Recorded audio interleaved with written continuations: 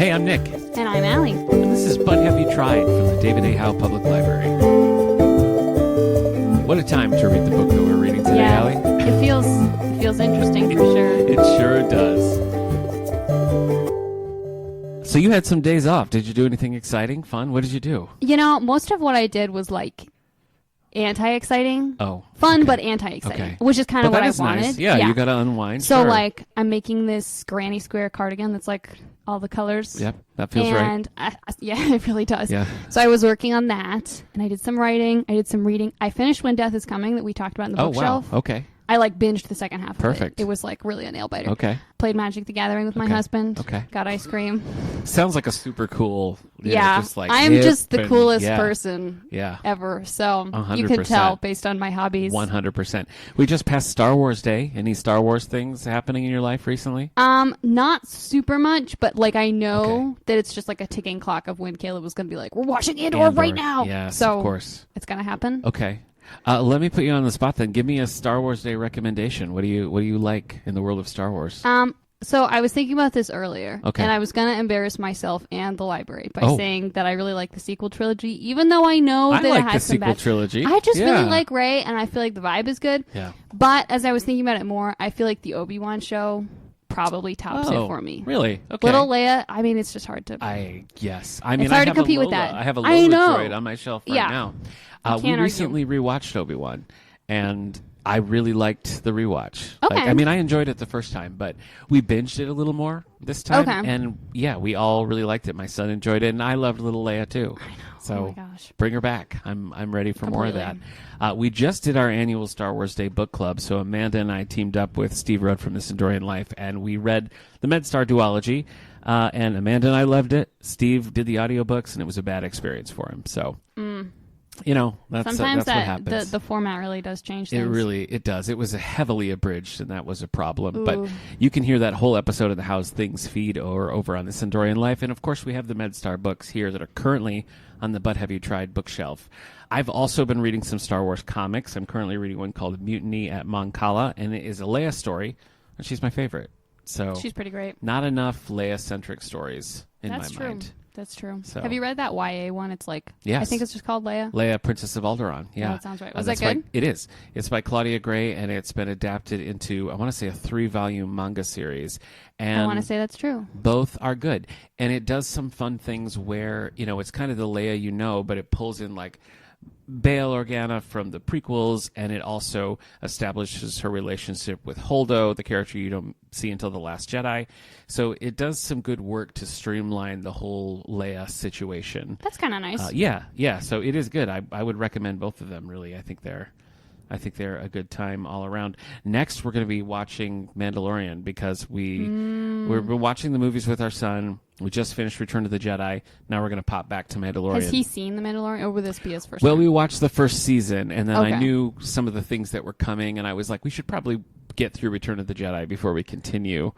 So we did the first season, we took a little break, and now we're going back for season 2. Okay. So nice. I don't think The Mandalorian is ever as good as it is in season 1, but I always enjoy it. Yeah. Yeah. And there's some episodes that I'm particularly looking forward to rewatching. I really enjoyed The Mandalorian, and I think Bo-Katan and The Mandalorian fantastic. Yes. Love that. Mm-hmm. But I think it's weird that they like bury some of The Mandalorian in the Book of Boba Fett, which I have not watched because I don't care about it. Yeah. And I haven't really heard anything about it that makes me feel like I should watch it, other than that a couple of the episodes are just secretly The Mandalorian. You have to watch those episodes, though. I skipped them. Oh, that's crazy. So I know. much happens. At some point I might watch them. Well, Caleb gave me the recap. Okay. Well, they're good, though. I mean, that Mando content in there is pretty good. I don't know what we're going to do when we come to that part. My son wants to watch it, and I was just like... Maybe that's a you thing. You know, I don't know. I don't know. We'll see. We'll see how much of a dedicated parent and Star Wars fan I am if I can suffer through Book of Boba Fett. You could just watch those specific episodes. We could. That you need to watch. That's true. You know what they are, so. I do. Yeah. You're all set. That's right. I also have a Star Wars Day fun fact, which is that Caleb and I got engaged on Star Wars Day. Not really because it was Star Wars Day, though. Okay. All right. I know. You'd think it would be purposefully, especially because he is a Star Wars fan. Yeah. And I feel like when we told people, they were like, oh, did you have like a Star Wars proposal? It's like, well... We were both wearing Star Wars shirts. Yeah. So, That's yes. nice. Yeah, definitely. Our mutual friends, Sally and Sarah, they had their twins, a boy and a girl, and they had the baby shower on Star Wars Day. Oh my gosh. And it was not Star Wars themed. There was very little mention of Star Wars, and at least Sally is a big Star Wars fan. So I think she dropped the ball. Crazy. I don't mean to put her on blast, but I do think she dropped the ball in that way. That does feel like it would have been a really good opportunity. I think so. Twins, a boy and a girl. Know. I mean, for heaven's sakes. Yeah, that's all true. you need is 2 sons, and it's Star Wars, baby. Anyway, that is not what we're going to talk about today, but it does relate to Star Wars because we pulled this topic out of a Darth Vader goblet. And what we are talking about today is George Orwell's Animal Farm. Animal Farm. And, you're probably thinking, what a delightful, heartwarming tale about animals on a farm. It's just... Wouldn't that be fun? Farm animals. I was checking in board books this morning, and there was like a farm animal one, and I swear just looking at it kind of gave me war flashbacks. You feel a little sad. I know. Yeah. I can't think of another stronger bait and switch outside of Watership Down, where you think you're going to have a good time. I've purposely avoided Watership Down because I was told that it would make me sad. Those rabbits are pissed. And that's what you need to know about Watership Down. Okay, so George Orwell, let's talk about him a little bit. Have you read anything by him in the past? I don't think so. Okay. I'm quickly Googling what other things he's written. If you haven't read 1984, you have not read other things by George Orwell. I'm quite confident. Well, sometimes I read really weird things. That's true. Look who I'm talking to. Yeah, it is me. You never know. Okay, a quick Google reveals I have not, in fact, read anything else. Yes, I've been meaning to read 1984 forever, and I've been a slacker for no reason. Yeah. I have no excuse. I was in my 30s, like we did it as a library book club. That was the first time I'd read it. And I was a little worried that it was not going to land anymore, but sadly it did. Oh, to read a dystopian story that doesn't feel like the times in which we live. Wouldn't that be great? Let me tell you a little bit of facts here about the book Animal Farm. It was published in 1945. This is the 5th of his 6 works of fiction. And I'm just going to read you the titles. Burmese Days, A Clergyman's Daughter, Keep the Apsidistra Flying, Coming Up for Air, Animal Farm, and 1984. So he ends on 1984. Pretty strong note. Of course, several nonfiction works, countless essays, best known for Animal Farm and 1984. Probably best known for 1984, really. I feel like when people are invoking, that's so Orwellian, they're talking about 1984. Although that's changed for me now because it's amazing to me that this book was written in 1945 about the Russian Revolution because it could not feel more tailored to the times in which we live. Yeah, that's really true. To an upsetting degree, to a depressingly upsetting degree. Because it's not a happy novel. No. And it doesn't really leave I was you... hoping that maybe it would take a turn at the end, Yeah. And end on a at least ambiguous note. No, I really didn't. Not ambiguous. I really didn't. No. I knew that wasn't going to happen, but I couldn't give up my foolish hope that maybe it would. Well, if that's what you're looking for, you could try the 1954 animated film adaptation of it, which does have a more upbeat ending. Okay. And that was funded in part by the CIA. So fun to use anti-propaganda as propaganda. That's cool. Interesting. There was also a 1999 live-action movie as well. I haven't seen either of these, and I don't intend to. But I think that some of my high school friends had to watch I assume the live-action version at school and were traumatized by it. Yeah, sure. So it's bleak. Yeah. It's bleak. It starts bleak. It ends bleak. Let's see. What else do we have? So... Yes, so it was in response to the Russian Revolution, which was 1917, written during World War II, in part to dispel the Soviet myth, that everything's great over there now. And you can kind of see that in the course of the novel, the way it's things look good and things are not looking so good anymore. Listed as one of Time Magazine's top 100 English language novels, and it received a retroactive Hugo Award. It sits in a weird place. I mean, I guess technically you call it a fable. Probably. Yeah. Allegory? Yeah. Years ago on the All the Book Show, the library podcast here, we interviewed an author, Justina Ireland, and she had written these novels, Dread Nation, and they were basically... Oh, is that like zombies in the Civil War situation? Yes. Okay, yes. I've reshelved those a bunch of times. Yes. Very, very popular books, and they are about... Really, they're an allegory for slavery in the 1800s. Mm-hmm. And we had a really good conversation with her, Eric and I, and she said she felt like if she had just written a novel about slavery in the 1800s, just to kind of put that out there, that people's initial reaction to that might have stopped them from continuing. But the distance of having a zombie, like sort of historical zombie, almost steampunk kind of thing, gives you just enough separation from it that you can approach it as fiction. And I thought that was really insightful of her. And I think the same is 100% true here. You know, would this be one of those books that's still talked about, 80 years later, if it was just, here's what happened in the Russian Revolution. Here's a fictionized account of the Russian Revolution. Yeah. No, probably not. Well, I think that's one of the beauties of fiction is that, I guess how I think about it is like it makes what's far away close, like so many books that I've read set in places I've never been, about people who are so different from me and yet have similar experiences. Yeah. Like, yeah, I don't know. I feel like it makes a lot of things that would be hard to understand, or that maybe we wouldn't even have the desire to, like, I'm going to go out and research this thing. Yeah. Like, it makes them easier to approach and often even enjoyable to approach. Yeah. So, yay books. Yeah. That's true. That's true. And, reading this, like, you could go for a while thinking, oh, they're onto something, Right. I mean, the story it's set on this farm. What is it? The Manor Farm? Yeah. Led by Mr. Jones, and the animals are, in bad conditions and everything. And they get this idea that, like, well, it's really man that's making this unbearable. So if we got rid of them, we could just have this idyllic world. Right. And so that's how it starts. And for a while, it seems like it's going to work. And then as things progress, there's this draw of, it's just this concept of power corrupts, Yeah. I mean, it's really what it comes down to. And it doesn't take long, which again feels pretty true to life. So it really was a tough read, but I think there's an idealism that kind of kicks it off. They're really hoping for this thing, and then it comes down to power. One thing that was really interesting to me was the power of education. How that goes through the books. Yeah. They start with these 7 commandments. Like, once the animals are in control, they list these 7 commandments. I'll read them to you.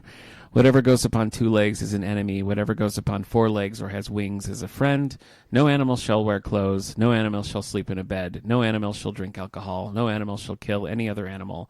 All animals are equal. So that's how they start. They leave the farmhouse as basically a museum. They leave, like, the gun as a whatever, sort of a ceremonial, like, look how things used to suck. And they get rid of the things like the whips and everything that was used to keep them in check. But as it goes on, it's like, well, those concepts are a little too much. So they dumb them down and they dumb them down. And it gets to the point where the animals who are hearing this second or third hand are really just mimicking. They're just repeating. Right. They don't really understand the concepts. It's just that's a thing they say. Yeah. Well, because it has this big thing about, like, the pigs learn how to read with, like, it sounds like a school book that they found in the trash, basically. And they try to teach everyone else to read, but only some of the animals can. So, like, I think, like, the goat and the donkey can read pretty well, but they don't always do it. And, like, the horses can do a couple letters, but, like, most of the, like, chickens and the sheep, like, they just can't. And so it's like they write down these principles, but if no one else can really read them except the pigs, and, one or two other people, animals, I guess.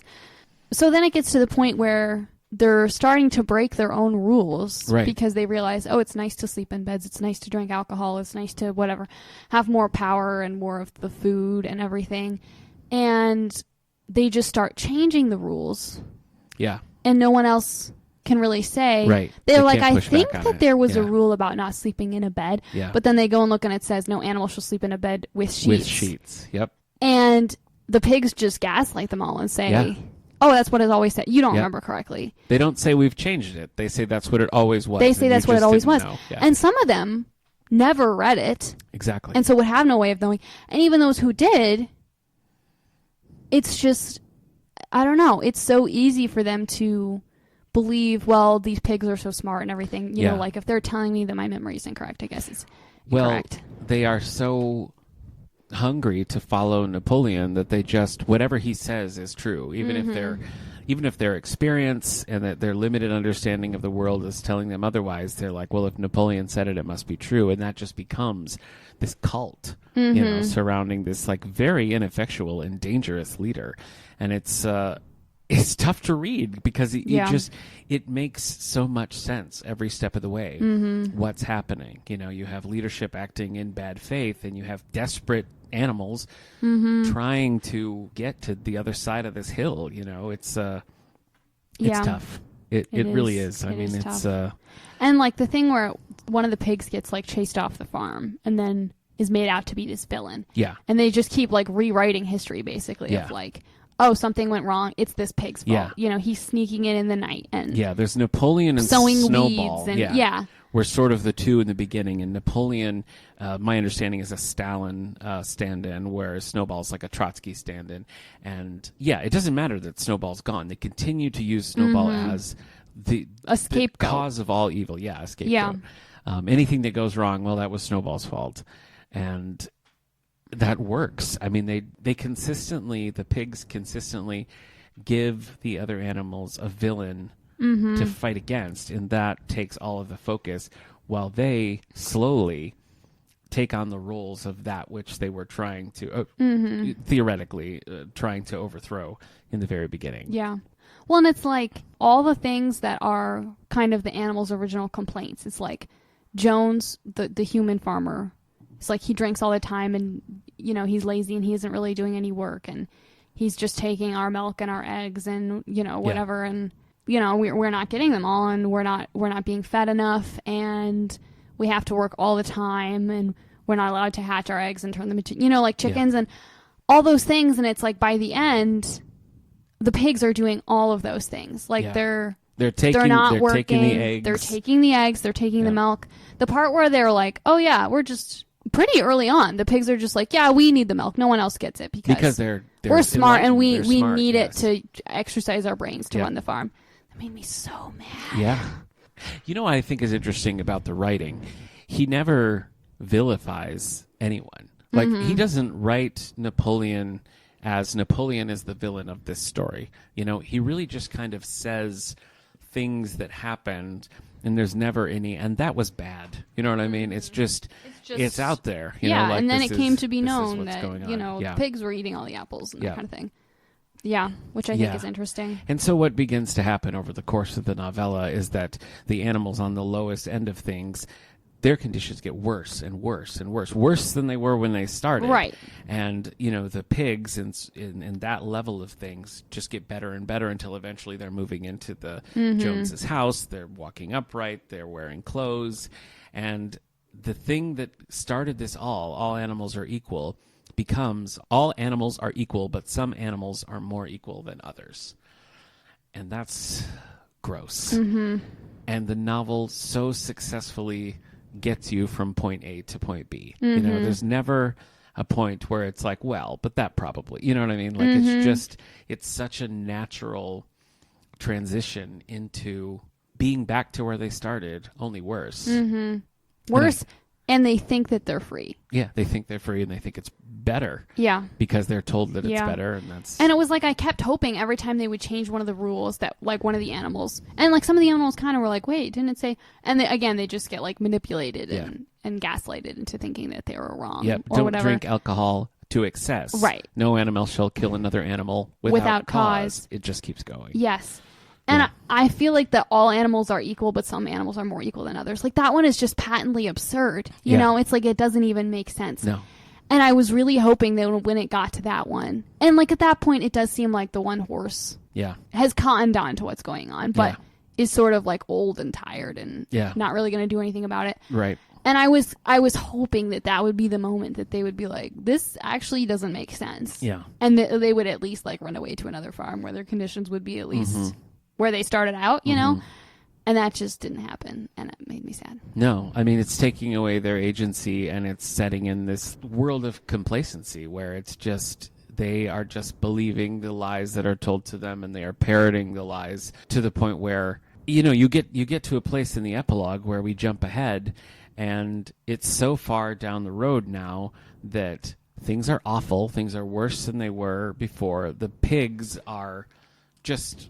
awful, like not even doing anything, just like reaping all the benefits. The animals on the lowest end are in the bleakest place they could ever be, and any animal who remembered what it was like before is gone. And so there's no one to ring the bell. There's no one to say, hey, it doesn't have to be this way. And that, I think, is the single darkest element of this whole book. It pulls no punches and, in fact, ends with a stiff kick to the jaw. I mean, it's depressing, but there's this Chesterton concept that's basically like a revolution by its nature is a complete circle, and like that's what happens in this book. And it doesn't even get as good as it once was. You know what I mean? Well, and I feel like, I guess the most perhaps positive outlook that you can have about the book is kind of taking it as a warning, and almost like a specific warning of like, here are the things that the pigs are doing. Yeah. And if someone is doing this, like, you should be concerned. Like the things of like being like, oh, when Napoleon chases Snowball out of the farm, it's because they're arguing about whether or not to build a windmill, and he's like, no, it's a bad idea. And then his like attack dogs go and chase Snowball out of the farm. Yeah. And then sometime after that, he's like, yeah, we are still going to build the windmill. I was always thinking that. Yeah, he was always going to do it. I was always going to build the windmill, and I just needed an excuse to get rid of the traitor Snowball. Yep. Actually, it was my idea from the first place, and he stole my designs and everything like that. And just kind of that thing of like, if someone is saying something and then completely changing what they're saying, no, actually the whole time it was this, or promising things and then just not saying like, yeah, we're going to have electricity, we're going to give you all lights in your stalls and whatever, like 3 scoops of corn a day and everything, and then just completely not doing that. Yeah. Like, there's only one place that's going to end up. Yeah. And so I guess that's the most possible positivity you can get from the book is as a warning manual. Yeah. But for the animals in the book, I mean, they just get to this point where, like, truth is not truth anymore. Truth is whatever Napoleon says it is. Yeah. All they have to do is trust their own eyes, trust their own experience, and look around them. But they can't or won't, because all they know is whatever Napoleon says or does is the right thing. And even if they can't see it someday. Yeah. Well, and even if they kind of know and maybe want to say something about it, Napoleon has his attack dogs. Right. And he's made it clear that he'll kill anybody who, quote unquote, acts like a traitor. The demand for loyalty is like key to all of it. Yeah. And anybody who starts to push back is taken out, and they don't have the chance to do it. So it's amazing to read something like this, 1945, again, we're talking 80 years here, and it feels so fresh. I mean, not just the topic. I mean, if we just like separate the topic for a moment and just talk about the writing. Yeah. I feel like the writing has a timeless quality that not a lot of things do. And when you find something like that, it's pretty special because, if you slapped a new cover on this, I think it would fit really well with what's being written today. So I think that's just impressive as a whole. I think this one was more moving to me than 1984. This, to me, was difficult and challenging in a way that good literature should be. But it certainly makes me want to read more, Yeah. because it just landed. It landed in a way that it's been a while since I read something I feel like that hit as well as this did. Yeah. I'm thankful for the random pull of the Darth Vader mug. Yeah. That, we landed on this one because it was our destiny. It was interesting. Yeah, and it kind of made me understand, because this is when people often read in high school, and I mean, I didn't, obviously, or we wouldn't have pulled it from the mug of, we haven't tried this stuff yet. But, like, I don't know, it made sense to me why it so often is taught in high school, because, like, it's pretty short. Yeah. The writing style is very accessible. I feel like it's very easy to read.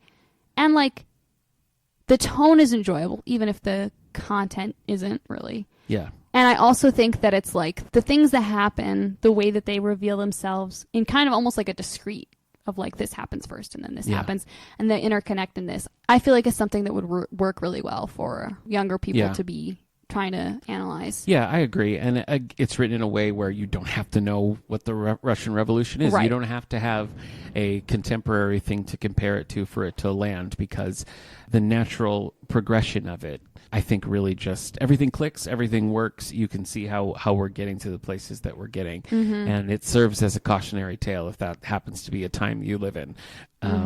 Yeah, I don't know. I mean, 5 stars. I really don't have any pushback on this one. I think it was, other than it made me feel sad. Yeah. It's always hard when it's like, well, did you like this book? It's like, well, Yes, but also no. Yeah, this would fall into the I appreciate it. Did I like it? No. It was good. Did I enjoy Did reading I it? have fun? No. No. These are all no's. No. These are all no's. So now I've forgotten. You haven't read 84. You I haven't read 84. Yeah, I've been slacking for no reason.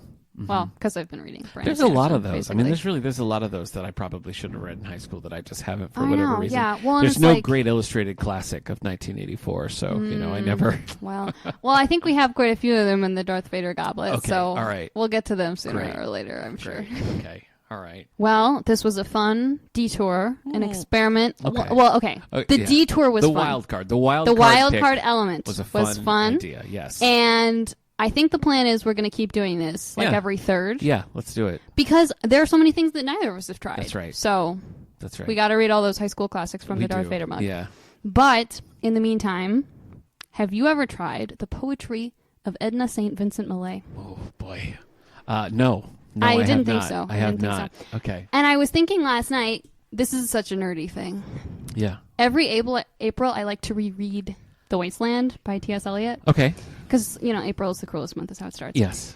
Because I'm a big nerd. And I was reading it, and I was like, I don't think we've ever talked about any poetry on But Have You Tried? That's true. Malik and I would always do a Poetry Month episode for How's Things, but we have not talked poetry here on the old pod. Which is a shame. So, yeah. I have for you from our collection downstairs, which I grabbed this morning. Oh, you come with props. Look, you're so prepared. I wanted to see which ones we had. Okay, gotcha. Wine from these grapes, which I think is my favorite. These are old. All right. And a few figs from thistles. Okay. And I already checked these out to you, so here you go. Already checked them out. What an abuse of power. I know. It really is. Okay. You don't have to read every single poem because I feel like there's nothing more depressing than picking up a book of poetry and being like, I have to read this start to finish. Sure. So just flip around. Yeah. Read some. All right. I feel like there are a few that aren't in those that I think might not be in a collection we have that I might just send you like a Poetry Foundation link or something. Okay. But all right. Go forth. I'll do it. Poetry. I'll do it. I did read, because I always try to read. I'm not a big poetry fan, as I've said many times in this podcast, but I try to read like one collection every April just to kind of like keep up with things and try different things. This year, I checked out Jack Kerouac's book of haikus. Oh. And I read a bunch with my son, and he was like rolling on the floor laughing with some of them. So it was a cool. I mean, yeah, it's exhausting to read like 500 haikus at once. Yeah, no, but absolutely like, not. Jumping around and reading different ones, I really did appreciate that quite a bit. What did you read for Poetry Month? You reread this, but was there other things? I didn't read a specific collection. Okay. I have a couple of like older like periodicals that I've gotten that if I get like a magazine in the mail, I don't sit down and read the whole thing. Okay. I like peruse a little bit and then I'll come back to it. So I have a couple of like old issues of Rattle and a couple issues of Image that I've like read a couple things. Okay. So I read some scatterings from those, but I didn't sit down and read a whole book. All right. We had the Poetry Slam here, which is great, and our student worker, Kennedy, won first place. I think that's amazing. So congratulations, Good for her. Kennedy. Congrats, that's Kennedy. Great. Well, again, we do have Animal Farm right here in the collection that you can check out. As we also have an assortment of George Orwell writings on the But Have You Tried bookshelf.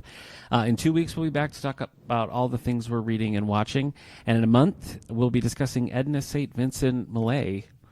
And we'll see what happens then. Aren't you so excited? Okay, I am. Yeah, let's do it. Let's roll these dice. All right, see ya. Bye.